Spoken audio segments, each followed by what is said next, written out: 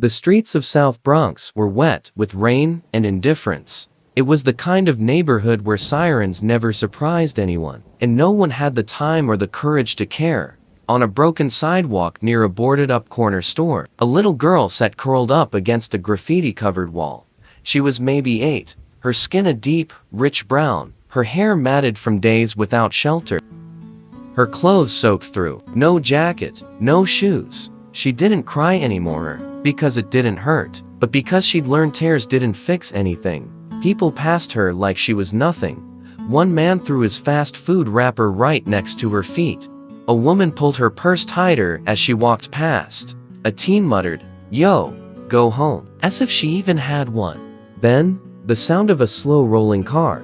A black SUV pulled to the curb. Not the kind you usually see here. The kind that made people glance, and then look away. From the passenger seat, a tall woman stepped out, black umbrella, oversized coat, a silhouette, graceful even in the rain. Some recognized her. A few whispered. One person tried to record on their phone, but the woman waved them off, quiet but firm.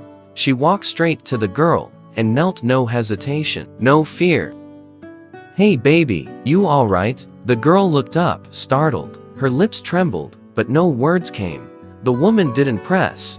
She slipped off her coat and wrapped it around the girl's tiny body. She pulled a small sandwich from her bag.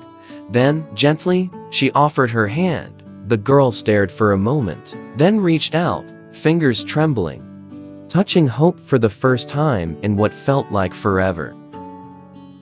The girl sat at a kitchen table in a small, sunlit apartment. She wore clean clothes. Her hair was brushed. There was warmth in the walls and something new in her eyes. Safety. She wasn't talking much yet, but she was drawing. Old receipts, napkins, corners of newspapers filled with dresses, high heels, flowing fabrics, and the woman, yes, Rihanna, watched from a distance. Not with a camera, not with a post, just with presence. The girl was older now, her braids longer, her hands steadier, her sketches sharper. She still didn't talk much. But one evening, Rihanna walked into the room, and the girl was cutting up old fabric, pinning it to a mannequin like she was born to do it.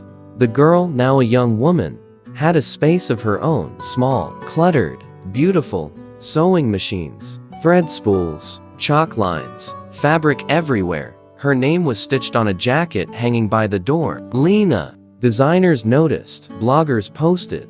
Not because of who supported her, but because of the stories she told through her art. Each piece whispered of survival, of dignity, of being overlooked, and rising anyway. Flashes. A packed room. Models walked the runway in Lena's designs, bold, fluid, full of quiet rebellion. Rihanna sat near the back.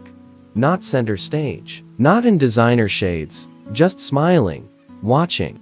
You see, sometimes the loudest acts of kindness are the quietest ones. No headlines, no cameras, just seeing someone, stopping, choosing to care. Would you have stopped that day? Let us know in the comments, and don't forget to subscribe for more stories that show the power of unseen heroes. The ones who change lives not for attention, but out of love.